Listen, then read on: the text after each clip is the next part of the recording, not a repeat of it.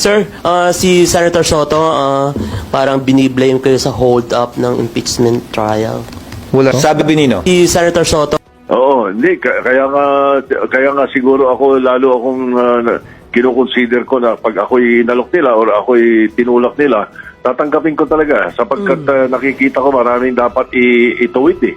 Maraming dapat i-correct eh sa takbo ng Senado nitong nakaraang taon eh. Medyo nasisira ang reputasyon ng Senado eh. Doon ako kinakabahan. I've been there for 24 years. There is a special place in my heart for the Senate. Kaya naiinis ako at nalulungkot ako. ba daw, on the same day na natanggap yung article of impeachment, nirefer sa Committee on Rules. Alam mo, siguro tulad kayo, hindi ko alam ang ibig sabihin ng bushwhack. Alam ko kung pinunawas ko ng tama. Binushwhack ko daw ang impeachment. Tinignan ko sa diksyonaryo, ibig sabihin ng bushwhack. Attack by surprise from a hidden place.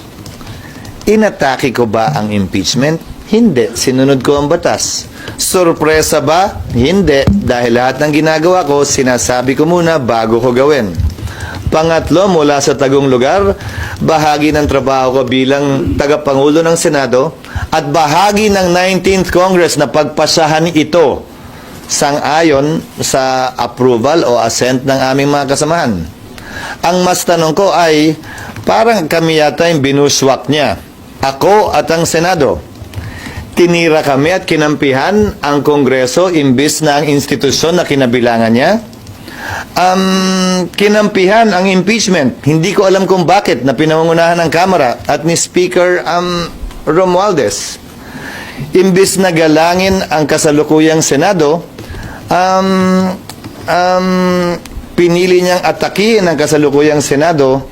Nalalaman ko na mas matanda at mas malawak ang kanyang karanasan, pero hindi naman siguro rason yun para hindi galangin at maliitin ang kasalukuyang Senado. I look forward to welcoming him in the 20th Congress. But in the meantime, allow Congress to decide, and we haven't even decided yet on these matters, because I reiterate my earlier position. All of these matters have to be confirmed and affirmed by the 20th Congress that he will be a part of. Darating yung tamang panahon para pagdebatihan yun sa 20th Congress.